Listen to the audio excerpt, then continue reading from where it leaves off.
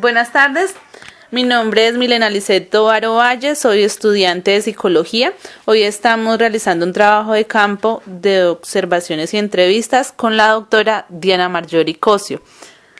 Ella es egresada también de nuestra universidad, lleva 10 años de experiencia en el área psicosocial y vamos a hacerle una breve entrevista. Buenas tardes, doctora. Muy buenas tardes. Bueno, doctora, para usted, ¿cuál cree que son los obstáculos que más se presentan en una persona para que logre sus objetivos o metas? Yo pienso que los obstáculos son más mentales. Yo considero que pese a ciertas dificultades que se presentan en el camino que tienen que ver con dinero, con algunas situaciones familiares, muchas de las personas no consiguen sus objetivos por las limitaciones que ellas mismas se plantean en su mente. En resumidas cuentas, pienso que los obstáculos que más se presentan en una persona para que logre sus objetivos son los obstáculos y las limitaciones que poseemos en la mente cuando pensamos que eso no lo podemos lograr o que no somos capaces de hacerlo. ¿Cómo cree usted que ha sido su vida? Mi vida, gracias a Dios, ha sido pues una vida con dificultades, con muchísimas luchas en diversas áreas de mi vida, pero ha sido una vida tranquila. He encontrado personas muy especiales que me han apoyado y pese a ciertas dificultades que se presentan, considero que he logrado muchas metas que me he propuesto. Ahora que nos habla de dificultades, ¿cuáles serían los momentos más difíciles?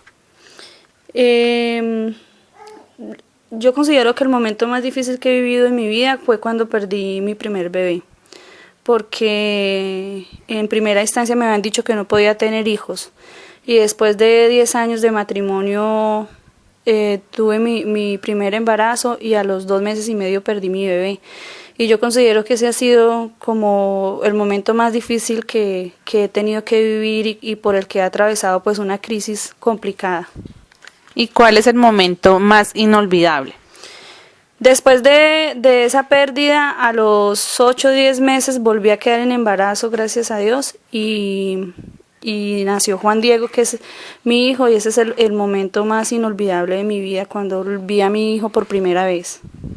Doctora, ¿a qué le tiene miedo?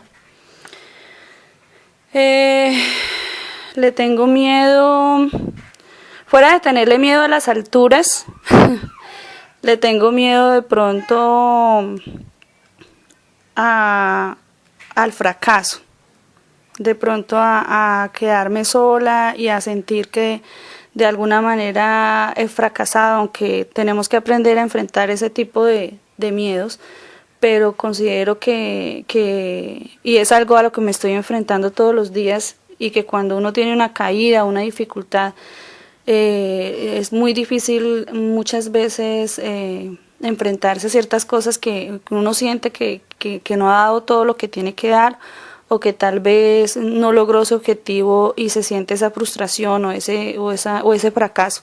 Entonces a eso le tengo miedo. ¿Se ha sentido usted impotente frente a alguna situación en la vida?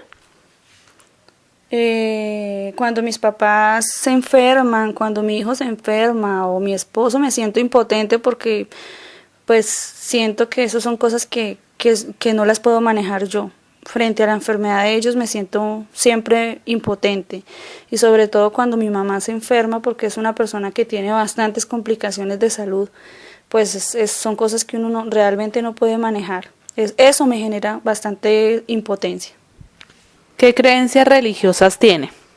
Yo soy católica. Desde pequeña mi familia y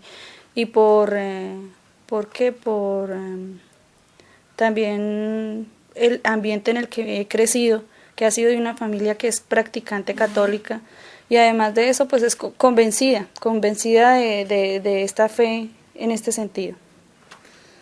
¿En qué momento una persona siente que ha fracasado?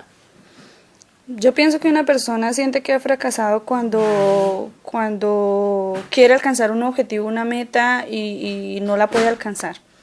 En ese momento considero que uno tiene como esa sensación de fracaso frente a algunos objetivos que se plantea. Bueno, cambiando a otro tema, ¿cuánto podría ser su ingreso al mes? Yo trabajo con el magisterio, en este momento me desempeño como orientadora escolar y a las personas que ingresamos nos pagan 1.400.000. Fuera de eso, más o menos, acercándose más o menos. Y fuera de eso, pues tengo algunos ingresos con algunas tutorías los fines de semana con la Uniminuto, pero esos ingresos no son mensuales. Entonces digamos que asciendan a 1.600.000 más o menos, 1.700.000. Pero ese podría ser un ingreso bueno, o estaríamos hablando de otro.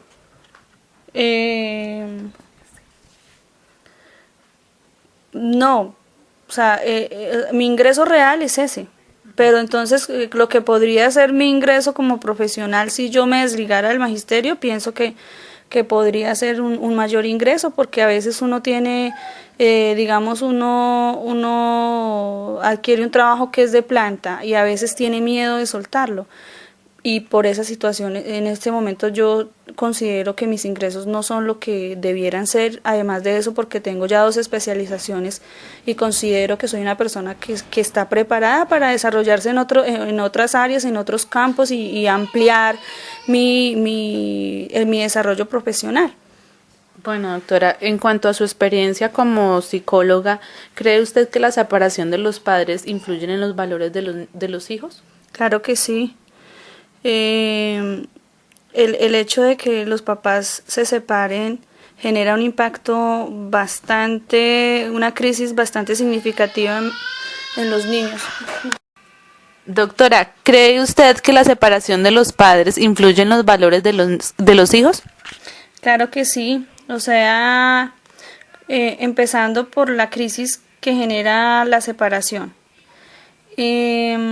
Muchas veces los niños crecen con una mamá que es cabeza de familia y esa mamá puede brindarle, o un papá, puede brindarle muchos valores, muchas cosas positivas.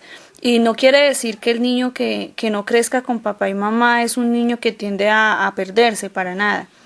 Pero cuando el hogar es un hogar integrado se nota una mayor estabilidad emocional en los niños, se nota una visión diferente frente a las cosas, sin generalizar, pero la diferencia en cuanto a la estabilidad emocional y de valores de los chicos se nota también en la manera como afrontan la vida, en la parte de resolución de conflictos.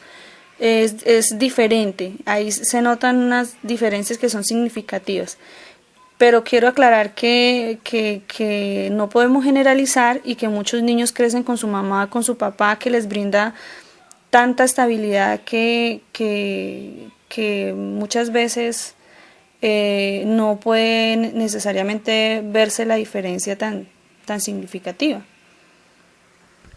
¿Qué opina sobre el desplazamiento forzoso en Colombia?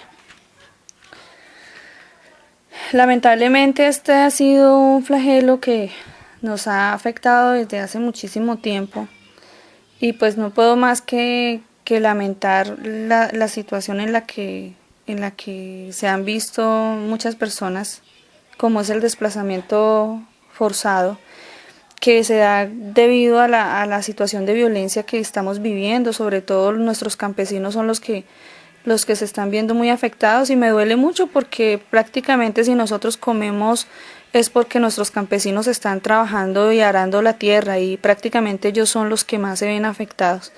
Espero que lo que se está planteando con el proceso de paz sea positivo, que tampoco podríamos hablar de paz en general porque ese es otro tema. ¿Qué mensaje le daría usted a una persona que ha sufrido el desplazamiento en Colombia? ¿Yo qué mensaje le daría? Yo pues considero que todo en la vida, o sea, que en la vida tiene momentos difíciles como esos, que a veces tenemos que desarraigarnos de nuestra tierra y buscar otro futuro, pero ¿qué les diría? Que hay otras oportunidades, que hay que volver a comenzar, que hay que lucharla y reconstruir nuestro presente y nuestro futuro, que ahí no se han terminado la vida, aunque considero que que eso no es fácil, es decir, decirle una cosa de estas a una persona que está viviendo una situación tan difícil, que ha tenido que dejar su casa, su tierra, y que ha tenido que presenciar cosas muy difíciles en la zona donde viven, eso no es tan fácil como decirle algo. Pero por lo menos si tuviera la oportunidad, yo sí podría por lo menos animarlos y decirles que aunque la vida es difícil y que se están presentando estas situaciones complicadas, hay que volver a comenzar y que aquí no termina la vida, aquí continúa y hay que seguir luchando. ¿Cuál es su opinión sobre el proceso de paz en Colombia? Pues yo la verdad no soy muy creyente del proceso de paz. Quisiera que se diera, en el fondo de mi corazón yo quiero que sea verdad, porque pues la idea es que la guerrilla deje las armas y que podamos tener por lo menos un poco más de tranquilidad en este aspecto. Pero lo que decía anteriormente, o sea, de paz del todo no podemos hablar, habrá un proceso con la guerrilla, pero de paz es muy difícil hablar porque quedan otros grupos y quedan otras personas que generan violencia. ¿Ha sentido usted alguna vez que le hayan violentado sus derechos? Digamos en el sector de la salud. Muchas veces con mi mamá tuve que salir con ella a buscar por ejemplo, unas urgencias particulares porque a través de la EPS me la devolvieron diciendo que la llevé infartada y la devolvieron diciendo que era simplemente un dolor pues común. Y cuando la llevé a un hospital particular, ella estaba infartada y de una vez la pasaron a cuidados intensivos. Entonces yo, en el sector de la salud y sobre todo ahora con mi hijo, y a través de la EPS que tenemos, siento que todos los días me violentan mis derechos. ¿Qué opinan las personas de usted y de lo que usted hace? Pues yo considero en lo que de pronto me han comentado y es que opinan de mí que soy una persona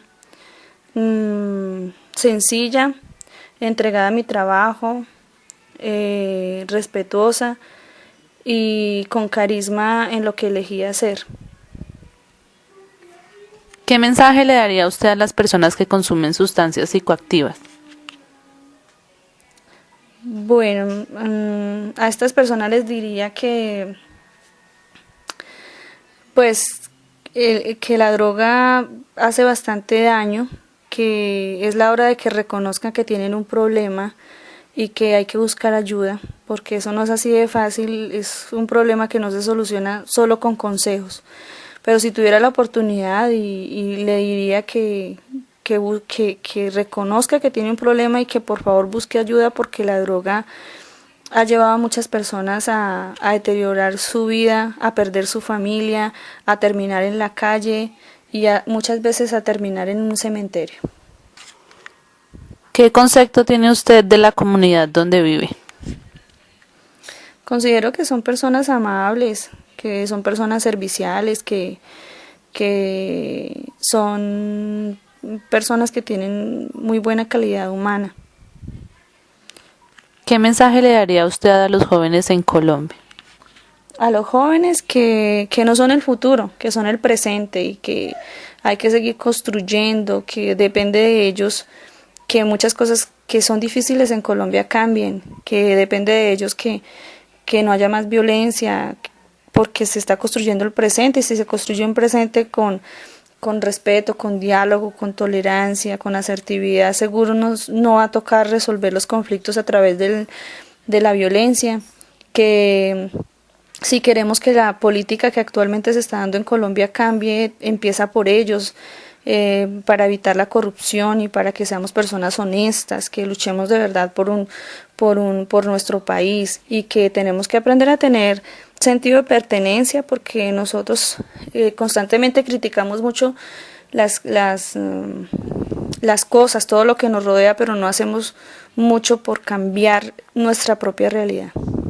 Bueno, doctora, muchísimas gracias por su tiempo y muchas gracias por todas sus respuestas. Muy bien, un saludo a todos los estudiantes y a toda la comunidad unadista.